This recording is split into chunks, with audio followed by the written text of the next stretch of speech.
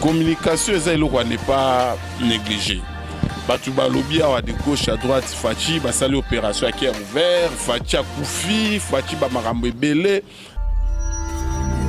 Mais vous trouvez contrepoids et la communication et la présidentielle.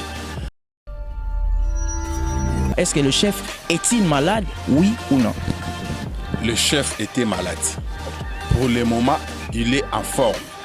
Bomoni l'ambassade de Belgique en train de travailler. Alors, travail était pour un sentiment, il travaille parce qu'il est en forme. Bon, juste après l'élection 2011, Kabila a eu une affaire à 2 mois, 3 mois, mon anateur. 2 mois plein comme ça, Kabila mon anateur après prestation. Et ça a dû à quoi? Kabila était convalescent. Donc, ouais, hier à la matin, c'était pas lui. C'était Kabila, mais Kabila était malade. Bamsoussou Kabila Koufi, Bamsoussou Kabila Kimi, Bamsoussou. Mais la communication, il y a Kabila service, Babandek a toujours effort de nous balancer des choses qui n'étaient même pas vraies. À voyager, à quel côté X, à quel côté Y. Pour rafraîchir la mémoire de la population, première apparition à Kabila, c'était dans ma tanga ya Katumba Mwaki. Sous la pluie, Kabila, on n'a pas pris image à Kabila, même il y a 30 secondes, 40 secondes. Pourquoi Bazouara a juste entré et il était sous parapluie et créait même un débat qui non, c'était pas lui, c'était Zoé. Mais en tant que chef, en tant que garant de la nation, en tant qu'une personne qui symbolisait l'État, maladie Nayaza, il met bien sûr, mais on ne peut pas présenter un chef faible.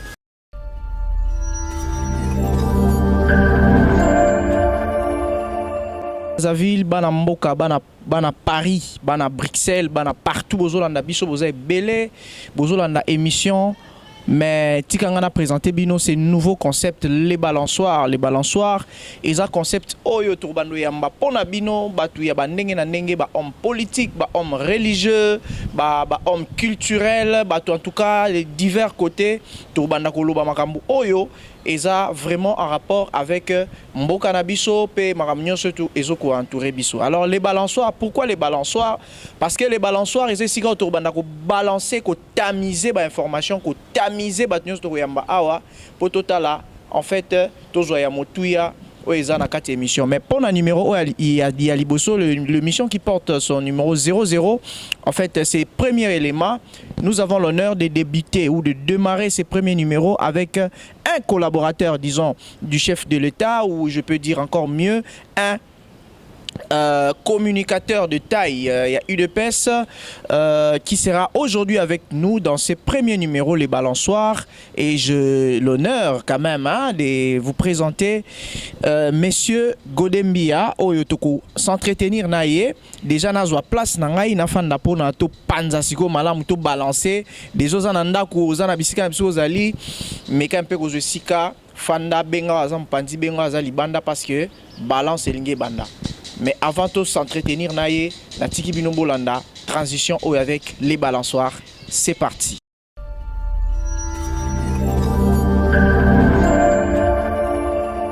Toujours avec votre humble serviteur Jonathan Kaloubi JKM, le profil de David, l'homme à plusieurs casquettes. Nazana sengo na mokola lelo ko yambela bino moto moko yo akopesa biso ba mama na information na yebi ke boze belé na ndaku boze belé na ba partout na ba mituka na ba bureau bozo landa biso bozo zela. En fait, ba information o yaka ko confirmer ba rumeur quoi. O yaka pona ko éclaircir na gauche na droite ba nungu nungu koko bima ba msuba roya ba zoya net na ba information à peu près et nous on vient avec des exactitudes pe ba précision. Voilà, aujourd'hui Nazana sengo il y a qu'à partager plateau et allélo avec un communicateur, un des communicateurs aussi excellent et éloquent. Il y a UDPS, comme vous allez le découvrir, à ma gauche, monsieur Godembia, à qui je dis bonjour papa Godembi. Bonjour monsieur le journaliste, bonjour. Bonne santé. Non, Nzamba Bateli, Dieu nous fait grâce, on est là, ça va. Lelo, bandego balandi bazolanda biso to ana balançoire, en tout cas les wapi. Voilà, pour Nalelo, Papa Godembi a habité aux Molobili à IDPS, mais depuis un certain temps, boutique rumeur, ils ont tambolana cité par-ci par-là, na internet sur la santé à Mokondiambo Kawe Azali Bongo, le premier monsieur, il y a République démocratique du Congo. Est-ce que jusqu'à présent, bah rumeur ils ont tambola sur sa santé? Qu'est-ce qu'on peut retenir? Bon, ce qu'on peut retenir que les chefs ça va. Les chefs, ça va tant que tout y met. Nous autres, Tungisaki, et puis il a fait grâce dans 24 heures ou bien 48 heures. À Ozong, il a vu déjà Namboka. Momoni, Barimer, Oignon, se circule de gauche et à droite. Ce sont des personnes mal intentionnées. Des personnes mal intentionnées. Puis, Bato souhaitera toujours malheur et à Congo. Je ne sais pas ceux qui, politiques ou bien destin, sont liés à l'Iwa et à Moutoumousous. Voilà, nous avons mené Moutayebi, mais pour comprendre maintenant, genre, il y a des faire na soi-disant politique, qui est opposant, ou bien prétendu président de la République. Fachi, Azam Moutou, va payer chance. Fachi, va payer 3 mois. 3 mois, tu as avancé 6 mois. 6 mois, l'autre, on a 3 ans. Et tous les coups montés contre lui, Nzambe Alo Laosani, Azo continuer à protéger. Mais par rapport, il y a des rumeurs de gauche à droite. Je me donne le luxe à essayer de condamner communication à la présidence de la République. Communication à la présidence de la République, ils ont paraître un peu faible. Depuis dès le début à mandat à Fachi, si les lots, même nos adversaires, ils ont un logo par rapport à nous, c'est dire que le président n'est pas accompagné sur les plans communicationnels. Pourquoi dans le lobby Bongo? Au moment que les chefs de l'État a sali déjà Bamarambe Belé ou ils en ont vulgarisé. Maintenant, pour vulgariser ce que le chef de l'État est en train de faire, ça demande des moyens. Mais on trouve que Bisso, simple individu, autres communicateurs de l'IDPS, le chef de l'État, nous sommes obligés, il y a ça l'effort na balolenge na biso nyonso, il y a population azoa les vraies informations. Mais l'information pour l'épuiser, c'est de l'argent. C'est comme ça, bon, on a RFI, TV5, France 24, investissera beaucoup d'argent pour que basala les formations et puis dominer le monde sur les plans et information. Donc c'est pour dire que la communication n'est pas négligée. Lobby de gauche à droite, Fachi, sali opération qui est ouvert, Fachi a Koufi, Fachi Marambe Belé, oui. Mais chose que nous condamnons d'ailleurs. Voilà. Mais vous trouvez contrepoids et la communication à la présidentielle. Le pourquoi? On peut cet exemple en 2012. Ceux qui ont une bonne mémoire, juste après l'élection 2011, Kabila a une affaire à 2 mois, 3 mois, mon anata. 2 mois plein comme ça, Kabila mon anata après prestation. Et ça a dit à quoi? Bamsou Kabila Koufi, Bamsou Kabila Kimi, mais la communication, il y a Kabila service, Babandeko ça a toujours effort de nous balancer des choses qui n'étaient même pas vraies. À voyager, à quel côté X, à quel côté Y. Pour rafraîchir la mémoire de la population, première apparition à Kabila, c'était dans Matanga ya Katumba Mwaki, sous la pluie. Kabila, on n'a pas pris image à Kabila, même il y a 30 secondes ou 40 secondes. Pourquoi Zouara juste entré et il était sous parapluie et créait même un débat qui non, c'était pas lui, c'était Zoé Boué. Le pourquoi? Kabila était convalescent. Donc ouais, c'était pas lui. C'était Kabila, mais Kabila était malade. Ah, il était malade, c'est pourquoi on est au bois. Mais en tant que chef, en tant que garant de la nation, en tant qu'une personne qui symbolisait l'État, malade, il humain, bien sûr, mais on ne peut pas présenter un chef faible. Malgré il est humain, comme tout humain. Mais oui, pèse à la population information que les grands lions la minute sont malades. Oui, que ça peut secouer toute est forêt. On comprend. Mais avec le chef de l'État, il s'est déplacé pour des soins. Et puis, les soins où le chef a eu et contredire tout ce que les gens disent sur lui. Félix a tangaté. Félix a raté. Félix joue au Nintendo comme les autres. Félix a joué. Mais pardon, avant de commencer, parce que jusqu'à présent, Luka Penza a vraie information. Aux communicateurs, il y a UDPS. Aux premièrement information. Et puis il faut communiquer information oyo batubazo zela na bandako. Qu'est-ce qu'on peut retenir premièrement? Est-ce que le chef est-il malade, oui ou non? Le chef était malade. Pour le moment, il est en forme. Bomoni l'ambassade de Belgique en train de travailler. Alors travailler pour notre sentiment, il travaille parce qu'il est en forme. Mais on peut dire que Abelaki Penzani neza moté mandé batumsu balobaki eza moté maté. Je crois bomoni bache babandi ya nini. Je crois bomoni ba image voilà. C'est pour dire que eza rapport na soutien ya kingona colonne vertébrale. Mais sikoyo maladie wana ezwaka juste muto atangaka mingi. Ezwaka juste muto akomaka mingi. Eza pena maladie. Bon, c'est hernie discale. On comprend. Souvent, frappé dans la maladie, ce sont des professeurs, des pasteurs, les gens qui sont liés plus à lecture et à écrire. Au moment du mouvement, on a s'incliné pendant longtemps. Maintenant, ce qui fait Félix, c'est quoi? À passer vie na pétan na mingi na rotanga. Et puis, tant on comme président de la République, Azam Moutazo Linga s'imprégner dans tous les dossiers. Donc, il faut qu'on différencie. Félix n'a beaucoup de présidents africains. Parce que d'autres présidents africains, ils ont cabinet ont traité tout. Hier, Azoya Wanaka juste pour la prestige ou bien il est le président de la République, tel que Kabila Zalaki. Yango Bozomuna, dès le début à pouvoir, Batoubabi que chez Okitung, Angara Sim, c'est chef de l'État touche. Yanine. Le premier raconte, il y a chef de l'État là-bas, ambassadeur. Qu'est-ce qui s'est passé? Oui, il y avait des discours, dans son discours vers les ambassadeurs, il y avait d'autres papiers glissés. Où ils ont des revendications à Bango, il y a FCC, mais il y a canal, il y a le chef de l'État. Vu Kazaki na maîtrise du discours, tant on a la lecture, il a trouvé quelque chose Kazan a idée et puis il a écarté qui papier directement. Là, c'est le président Félix. Le président Félix. Au Batouba le Barakatan a raté. Au Batouba le Baraké, c'est un justice. Mais bon, trouver que le président Félix travaille à la manière du président européen. Mais si on comprend bien, à cette époque-là, du fait que discours ya Mokonzi Mboka, ils allaient bien traité, fignolé aussi dans le cabinet naïe. Alors, information bon et les cas. Est-ce qu'on peut pas dire qu'il y avait aussi une main noire entre autres complicités à directeur à cabinet à l'époque? Yango na ebisio, au moni les gens croient comme si le chef de l'État fait le tout et pour tout. Mais alors c'est impossible que Assala le tout et pour tout les comment. Surtout le ministère des Affaires étrangères, c'est lui qui gère les affaires diplomatiques et autres. Là, c'était le chef de l'État en face, il y a des diplomates. C'est que le ministre des Affaires étrangères a un mot à glisser, vu démarche à place de Outaki, na place de Komaki.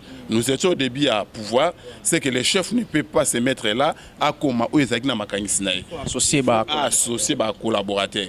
Na ba collaborateur, il y avait des revendications au FC Sazagina, on a des débit à pouvoir, on a tel que ba sanction, bazala qui sanctionné, tel que ba difficulté, belé bazakina on a niveau international, ba on ba linga qui à travers le chef de l'État, ba glisser message na bango.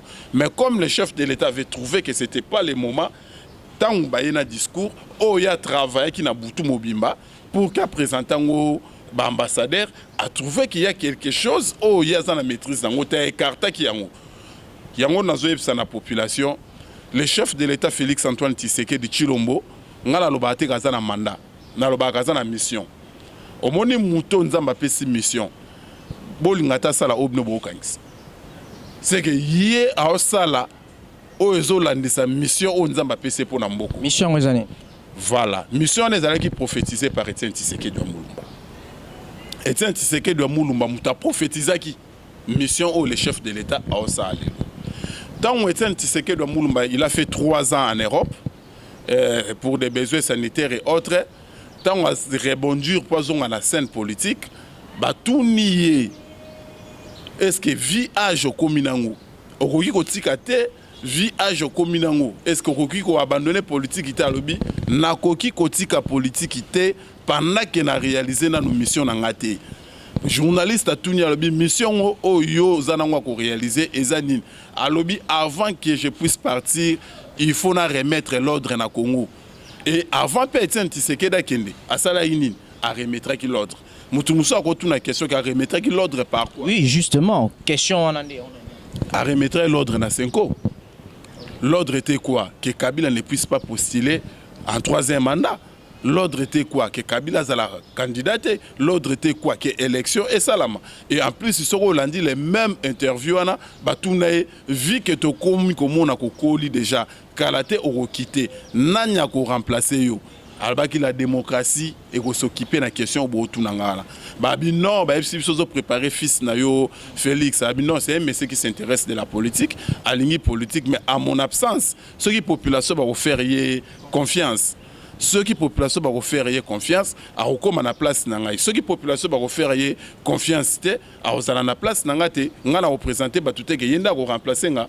Mais tant que Etienne Tshisekedi Koufi a commencé par l'IDPS to faire confiance to élire le président à parti, le président de la République. Maintenant les professeurs au soukalanzelate. Pourquoi? Parce que les professeurs étaient quoi? De remettre l'ordre au Congo. Maintenant, comme la personne d'Etienne Tshisekedi accueilli, Mouto a remplacé Félix Tshisekedi. C'est que le Félix Tshisekedi, sa mission primordiale, c'est de remettre l'ordre au Congo. Remettre l'ordre au Congo, le comment? Parce que tout le monde qui est déjà dans le système gouvernemental ou le système d'État, tout le monde dans le système Yabayanki. Bayanke moko boye ba metraki organisation na bango en place ba intitula ngo l'état Kabila en tête. Oui, Kabila en tête comme président, il y a système wana na ba ministre na ba ambassadeur et autres ma quelque sorte et ça qui l'état.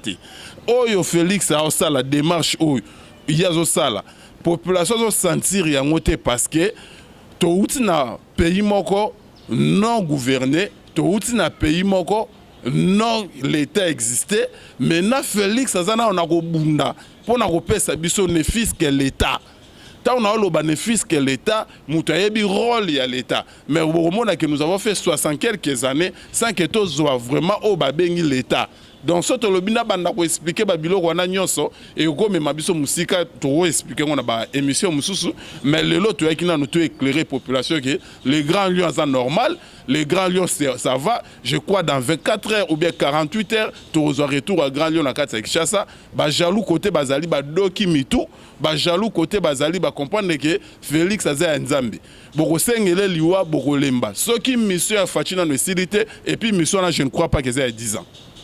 Mais si je comprends bien, le problème est là au sein de votre, disons, camp, c'est-à-dire il y a communication, il y a présidence de la République, parce que la présidence avait bel et bien les informations, mais la présidence n'a pas su exploiter ces informations pour enfin communiquer. Parce qu'il y a ce qu'on appelle donner les informations et communiquer. Et j'ai suivi moi-même la page à présidence lorsqu'ils ont informé, disons que le chef de l'État a été opéré, alors que le chef de l'État, juste après cela lui-même, il a démenti cette information. Et aujourd'hui, vous, en tant que communicateur, il y a UDPS, vous venez encore sur ces plateaux pour nous dire que le chef était bel et bien intervenu et il était bel et bien malade, mais là maintenant ça va. Alors qu'est-ce que nous sommes censés maintenant retenir? Communication à UDPS, il y a présidence, toi il y a mon président de la République. Bon, au moins le chef de l'État n'a pas a le symbole de l'unité nationale et garant de la nation. N'enge ba kopé cette information à maladie nanga. Et ça n'engage pas cette information à maladie chef de l'État. Moi, et l'autre condamné dans la communication et à la présidence de la République, au moins, M. Eric Ngindou, un monsieur qui est venu de diaspora. Ce petit Salama, une fois dans Rotana, dans l'organisation des jeunes, tu sais que vous communiquez bien, mais à la manière de RFI. Vous communiquez bien, mais à la manière de France 24. Mais aussi longtemps, nous n'avons pas les mêmes réalités au Congo. Donc il faut communiquer dans le langue congolais comprendre. Parce que les Congolais là de balabala, comprendre l'information te ya bajar ya batina. Baro comprendre les informations te ya bajar ya ba Eric Ngindou. Maintenant si ko le quoi toi na posa que mutunyoso azala informé, c'est que il faut pas utiliser pe jar ya ba communicateur nyonso. Et le but est que les gens communiquent, baza moins considéré par rapport à Batina na Eric. Voilà que bango ba osala yango, mais ils ont arrivé à toucher vraiment la population. Pourquoi? Parce que la population ba yoki langage bango ba mesana koyokati. Et puis difficulté makasi tozana na Congo, nous avons passé au moins soit quelques années, ou peut-être en quelques années, avec Kabila, que l'éducation était vraiment mise à côté. On comprend. Maintenant, les autres, 70 à 80% des Congolais ont du mal aussi à comprendre des choses telles que Emarchaka. Donc, vu que Mbo Cannabis du moins retard, il y a Makamebele, on peut en venant des diaspora, Tokolo Bake, Baocha bar moi très haut. L'écart dans la population. C'est comme ça que il faut toujours associer aussi les communicateurs et parti, associer les communicateurs au bazar habitué la population. Parce que quand Tina Salama fait ses communiqués, on trouvait que c'est une classe. Il y a Batumoro Boué, on va comprendre. Si vous avez un musala sko yakoya, kosala lokola ko expliquer maetina lobaki ou ko interpréter mae Eric Ngindo lobaki, mais à des fois les frères bazo sala yango na ba moyens de bord. Avec des moyens de bord, peut-être, ça ne suffit pas qu'information arrive à un bon nombre de personnes. Nous sommes des frères, peut-être on a baigné, on a supplié, ceci, cela, boué. Mais pour venir quand même, tu as payé des transports, des motos pour arriver. Voilà. Si on se poser la question, on a vu moto comment, on a mettre un méga comment, ngana yo to solo linenge nini bango les maires ça qui ba moni yo olobaki. C'est ça aussi to senga na parti que parti ezo ba responsabilité ya ko ba ko mettre ba communicateur na ba condition ya bien, et puis s'il y a des informations sérieuses où ils ont touché l'intérêt à la nation, bah associer ba communicateur ba passer ligne éditoriale que a communiquer pour que ba contradiction na ba o salami eza li susté, parce que la présidence de la République est à communauté aza bourgmestre était. Quand on parle quelque chose où ils ont touché directement chef de l'État, il faut que aux pour 100 millions de Congolais, aux pour 2 345 km² à superficie. Au moment où ils ont communiqué et locaux il ne faut pas négliger le secteur de la communication et de prendre des communicateurs en juste valeur. Moyen de communiquer pour que erreur ou salami ils ont à susciter. Merci beaucoup. Voilà, on a rappelé peut-être nous sommes vraiment avec M. Godembi Azali Bongo, cadre communicateur, il y a UDPS et les autres décrypter en tout cas le sujet ko kundola donc tozo lobela hein sujet oyo bino ngabanda ko bozo zela bozo ngaboye mais à retenir na sujet wana na dossier wana affaire ya état de santé à Mokondi, c'est qu'on peut retenir que oui, le chef de l'État était bel et bien malade, azala qui hospitalisé depuis na Bruxelles, n'est-ce pas? Bisikani nazala qui opéré hernie viscale, c'est ça. Alors, d'après information, aujourd'hui, hernie viscale est maladie moko et bota marananzo ta mutu. Lorsque mutu aza komi pesa mingi na kotanga pe kokoma. Alors, position wana nde ekriaka cette maladie. Et si on comprend bien le chef de l'État, s'il lui arriverait ya kotanga to kokoma, ezara pona koyeba ko gérer mboka oyo na ngai tozo ko partager. Donc, en quelque sorte, il est tombé malade. À nous servir. Voilà, donc eza nangote ki na makamuna ye moko to akende ko beta bale moko boye lokolo soki sale soki genou sami non. Donc ça dit que c'est en servant le peuple oyo bapona qui est comme étant président ya UDPS, oyo ba ki ko pona comme étant président ya RASOP, et puis après ba ko pona comme président ya République démocratique du Congo otoza na lelo, c'est même Afrique. Voilà, il est allé même voilà l'Union africaine et puis à Kiti, donc beaucoup donné, donc il continue et il a encore beaucoup à nous donner. Nous souhaitons vraiment une prompte guérison à notre chef de l'État que nous aimons bien. Voilà, et puis nous croyons que son retour dans quelques heures, disons dans 24 ou 48 heures, nous serons là nombreux pour nous poser la besoin pour totaliser voilà. Passons un peu à ces sujets aussi qui bat le plein dans internet, tout le bela makambo ya sextep. Vous êtes au courant que depuis un certain temps, il y a un vague, il y a un sextep, ils ont nous kaloko l'envoula, tout le monde ba homme politique, mususu azobala koto moi si abimi, mon bali nangai, tout ça. Nzokazarane déjà un homme marié, mais qui vient encore se remarier pour la deuxième fois. Tout le monde ba même de pasteurs, des hommes, des dieux, des chantres. Hein, vraiment, il y a un scandale. Comment vous analysez tout ceci? Est-ce que ça va signer à temps de la fin? Bon, bah, signe des temps de la fin, je peux dire ça. Bongo, nde bat baloba qui ba pasteur na ba chantre na biso ba koma okima na likambwa ne touchez pas à mes ouais. Ne touchez pas à mes ouais, mais les ouais se touchent maintenant entre eux. Voilà, dès que vous êtes qui pour juger un établi de Dieu, bien un homme de Dieu. Mais ils ont ce courage à sa population na biso. Il y a que nous ne sommes pas sérieux. Nous ne sommes pas sérieux. Domaine moko boy o aventure ko kotate mais na Congo to la kisi que aventure koti partout. Ce n'est pas que condamné que des politiciens. Beaucoup de nos pasteurs les lots sont des commerçants. Basali juste ba établissement commercial na bango, ba intitilango église et vu que pour rentabilité ezala il faut makiono ça ni.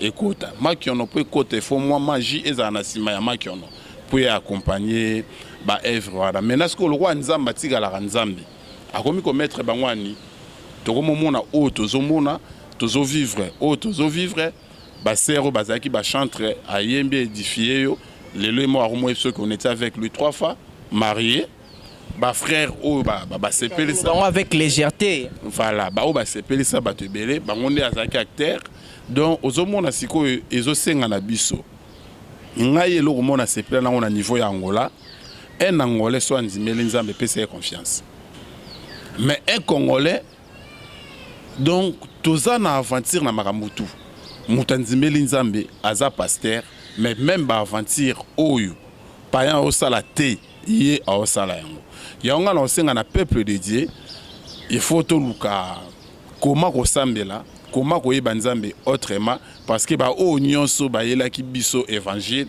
plupart ba décevoir le quoi ba décevoir c'est que il faut luka plus relation au personnel na nzambe que relation ezala lié na mutu moko boy pe na osenga na peuple de Dieu ebele ba pengwate ou bien ebele ba imate pour na auto au monde et lobamaka yango to komi ko mona yango ke na tango ya suka boye ba banani baza ya ngai pe banani baza ya ngati et pour na ko édifier bato ebele bolandaka banda coûter parce que l'église wana eza 20 000 hommes église wana eza na 15 000 hommes au longwa na assemblée na omoko na quartier où eza 20 personnes 30 personnes 40 personnes au lobi nzamba zate keba bisika foule ezali nana yebiso ke nde bisika nzamba zali luka oye banzambe na bosolo mais ba pasteur bozo décevoir moi tant que politique na respect mingi envers basala nzambe mais comme le roi ke ba politique mabe na bango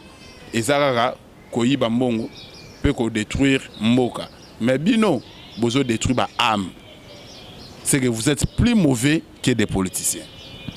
Voilà, Godembia, je crois, Makambo la passe, on en parle avec beaucoup d'amertume, avec beaucoup de regrets, de constater que certains qui étaient censés être des pères, de daddy et tout, consorts, mais aujourd'hui, ils font père, vous voyez. Alors, on ne généralise pas tous les serviteurs de Dieu. Quand on parle de faux, il y a aussi de vrai quelque part. Et nous croyons qu'il y a aussi de vrais qui sont en train de porter quand même ces valeurs, hein, valeurs chrétiennes. Si on parle de l'église du Congo, elle a quand même ma référence. Et à cela, nous continuons à jeter des fleurs pour demander à ce que vous continuez porter ces fardeaux-là. Il y a qu'à représenter valablement l'église du Congo à travers le monde. Mais à ceux où peut-être les lots retrouvés, je ne sais même pas comment les appeler, mais je crois que vous restez encore de frères, vous restez de sœurs. Tu es tombé, tu peux te relever, tu peux encore faire mieux, hein, au lieu de chercher peut-être à couvrir les erreurs. C'est l'erreur qu'a fait Adam, justement, après qu'Oliam Bouma, et au lieu tout simplement à s'exposer devant Dieu, à la reconnaissance, à ma bénion soit salaki, tout ça, c'est mais il a cherché des feuilles pour couvrir sa nudité et c'était encore le pire.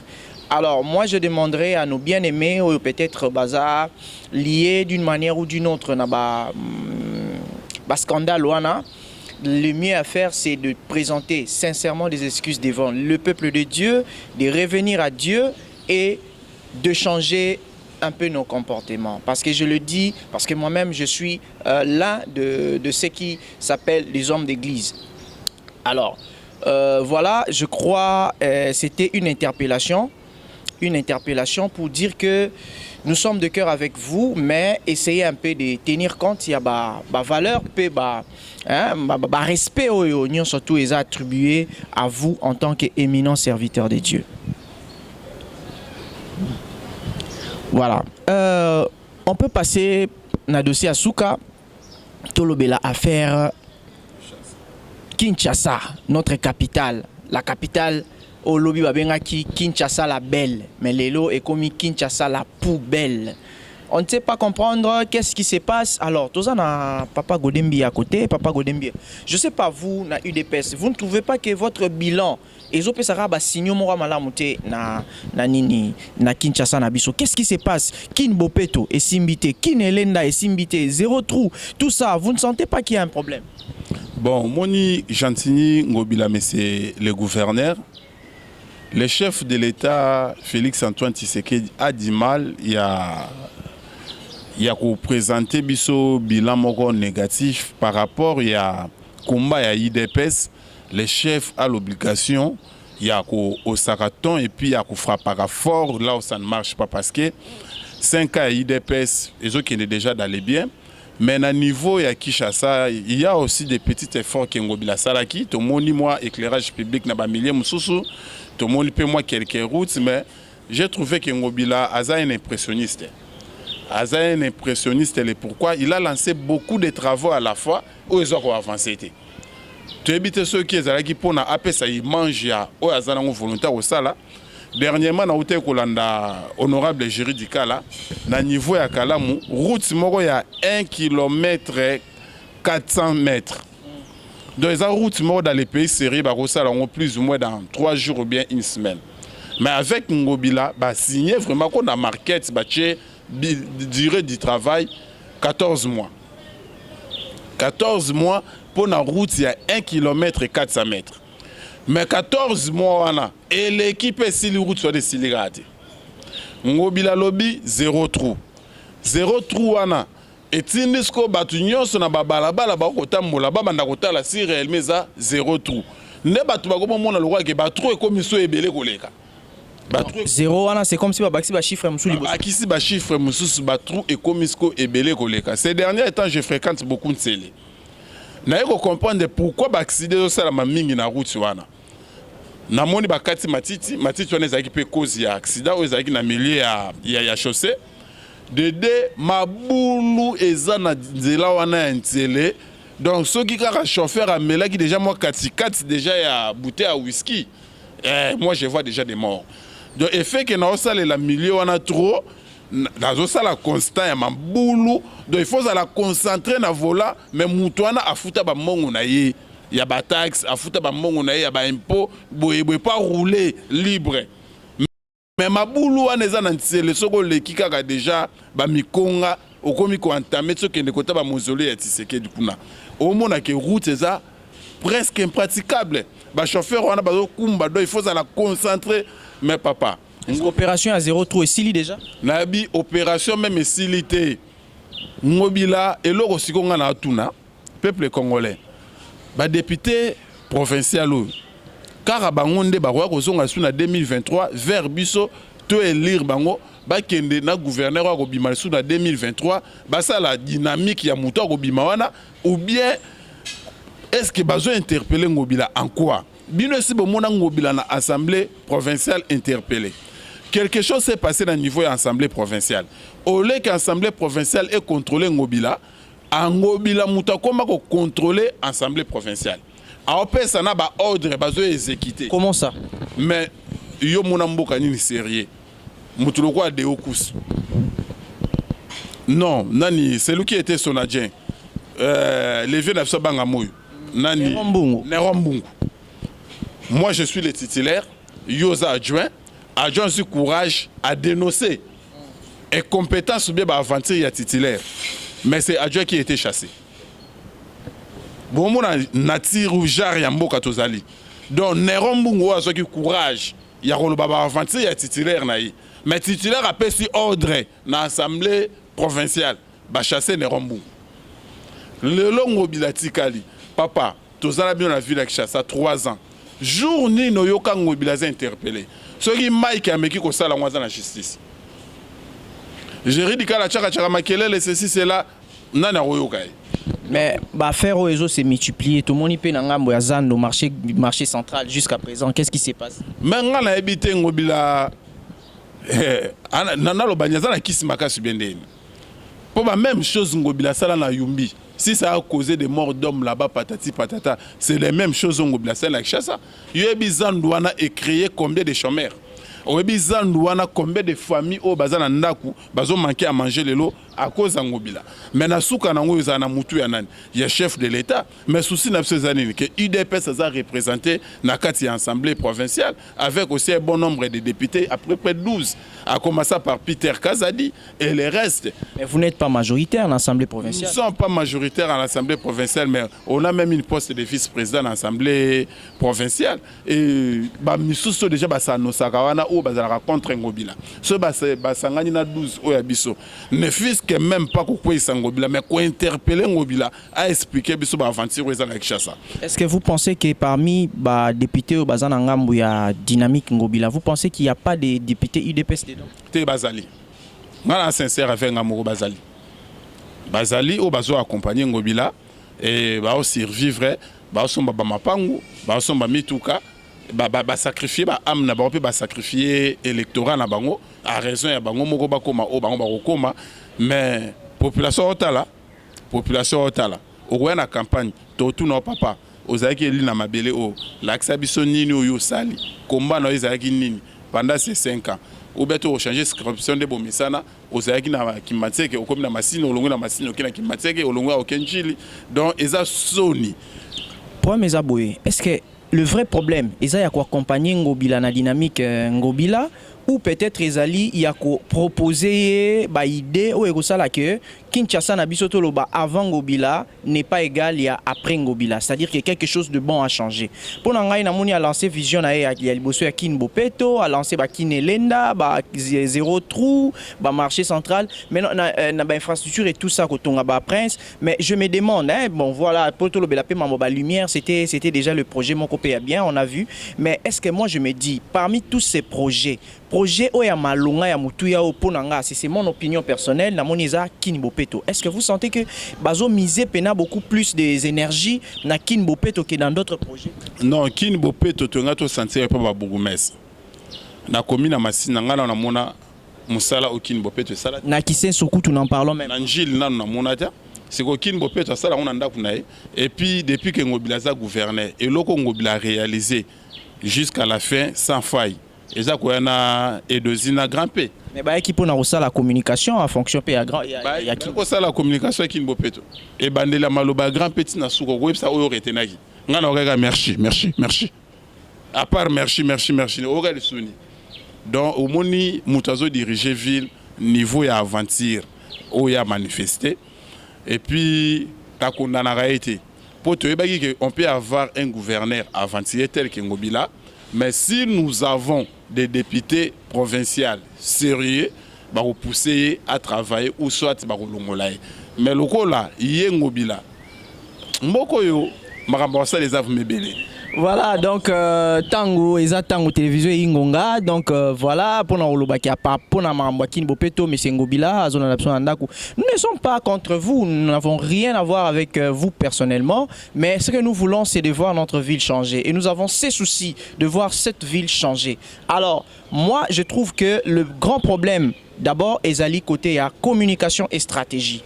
Communication et stratégie côté on a vraiment besoin ça la fois essayer un peu de réviser ces coins là et gosungayo na mambebele et gosunga parce que netikoya ya grand pena et doxy. J'ai essayé d'entrer en contact avec l'un de ces gens qui assure peut-être la communication. Il me dira quoi? Bon, présence il y a grand pena et doxy. J'ai dit en quoi ça nous sera utile pour na babilo le roi Kin Bopeto tout le projet en Ngobila. Abisinga non.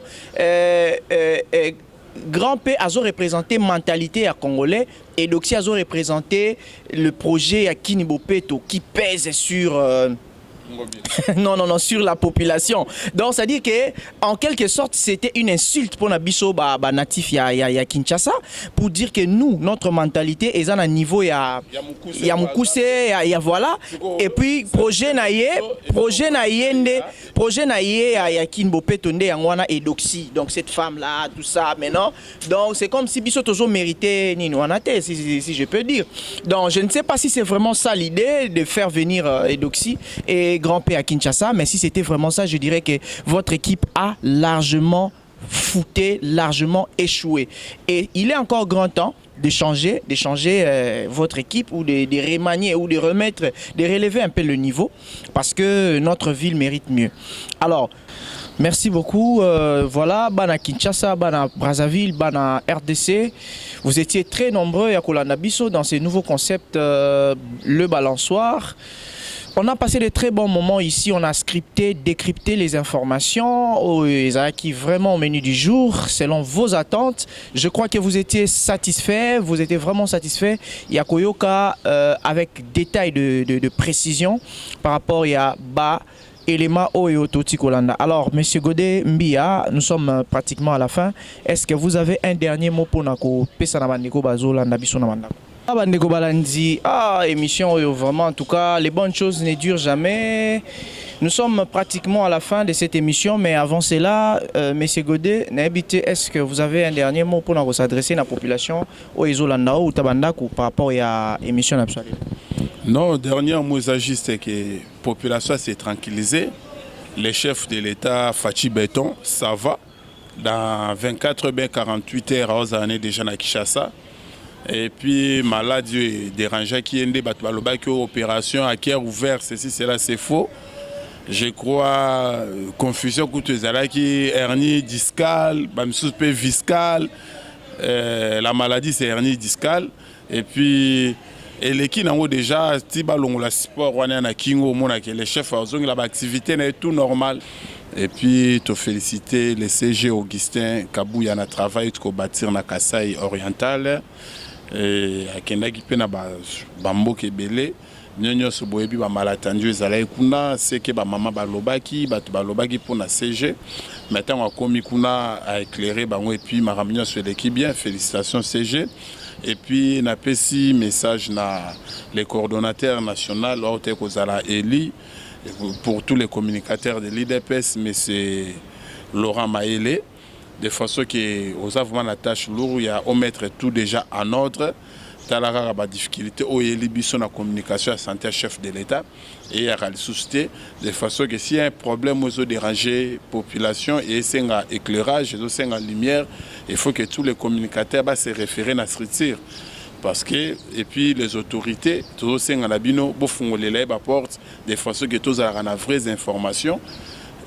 Tout communicateur peut se référer chez le coordonnateur Maëlé en lui disant peut-être que non, mais c'est le cordon, les vraies informations et quoi. Tout c'est une collaboration entre les autorités et la coordination est mise en place, dirigée par le coordonnateur Maëlé, pour que la difficulté soit soutenue. Même si je n'habite pas Augustin Kabouya, je crois, sur les plans communicationnels, il y a santé à chef de l'État. Il faut interpeller parti et interpeller M. Eric Ngindo, qui est chargé de communication à chef de l'État à niveau de présidence, pour que les erreurs y aboyé, ils ont le soutien. Au municipal, il faut juger que tout ça, moi, immatérialisme, il y a communication.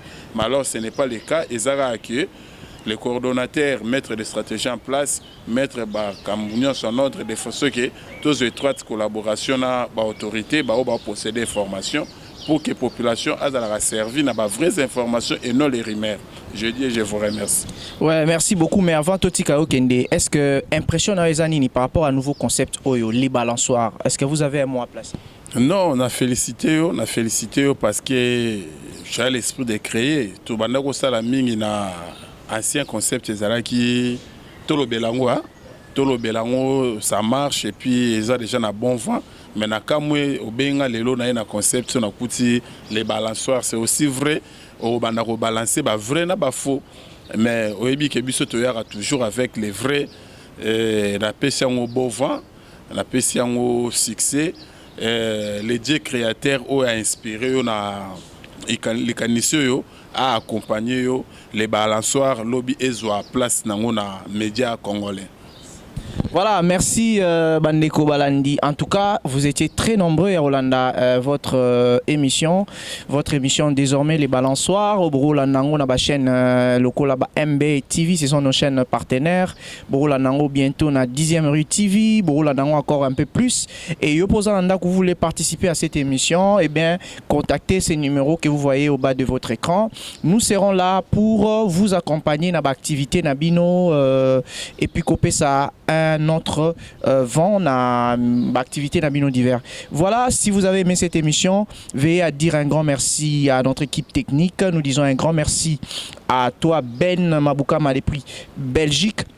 Je dis un grand merci à toi, ma grande sœur Yaya Diker, la charmante Ngalula, Brigitte, et puis Moukens, à tous ceux qui nous suivent depuis la maison. J'ai dit un merci à ma femme, toi merveille Noah. J'ai dit une très bonne journée à toi, mon fils Gabriel Moujangi Lubaki. Vraiment mon Yambo. Et je vous aime beaucoup. Quant à moi, je vous dis au revoir et à la prochaine.